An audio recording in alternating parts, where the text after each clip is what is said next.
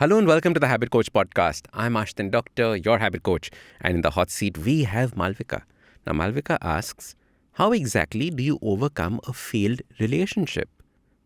It's tough to let go and even tougher to hold on. I know grief takes time, etc., etc. Please do share some practical tips. I love the aspect that grief and all the stages of grief are not practical tips. But in any case, we've done lots of podcasts on understanding the 5 stages of grief. You can listen to those podcasts as well. I'll ask the producer to link them in the show notes below. However, you must understand something that is very interesting when it comes to relationships. The first thing is that what it is that we are grieving. We are only grieving or feeling bad of the possible future that we'd imagined. Because if the past was fantastic and if it was an amazing relationship, you already have those memories. It is only about a future that could have been that we are feeling so bad about. And what we're doing, we are holding on to that future.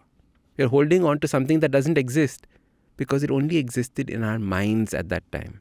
Oh, you thought about how you will go for holidays.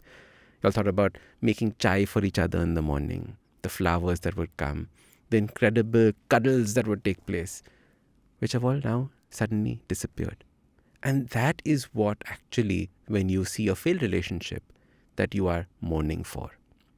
It has nothing to do with the past.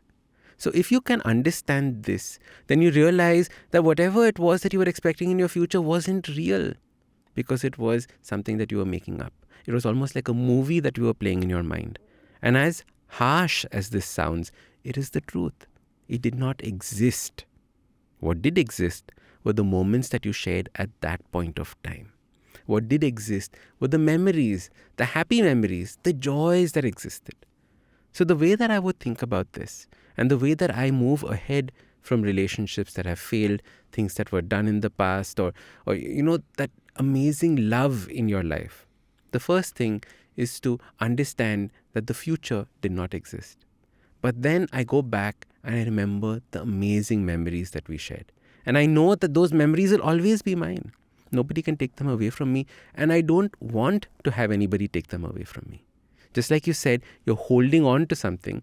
I want you to hold on to the memories of the past, not of the what ifs of the future. The second thing that you can do is learn from what happened in this relationship.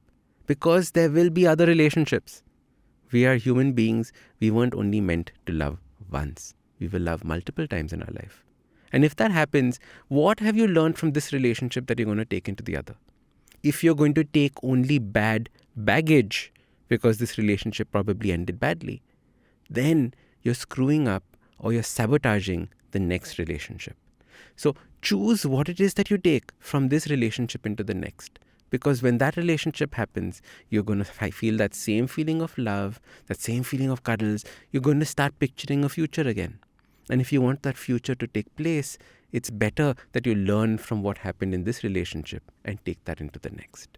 So in this way, it is not just about grief. Of course, go to the stages of grief. Of course, cry. Of course, bawl into your pillow. Mourn the future. But remember the past. Hold on to the past.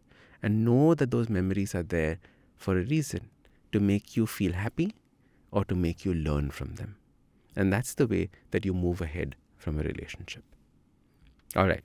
I hope this answers your question. I know moving ahead in relationships is always hard, but it is something that if you look at from a practical lens, it becomes slightly easier. So you accept your emotions and then move ahead practically and logically. All right. If you have questions for me, check out the link below and I'm going to answer them for you on the next Hot Seat episode. I'm Ashdin Doctor, your habit coach. And remember, awesome lives, they start with awesome habits.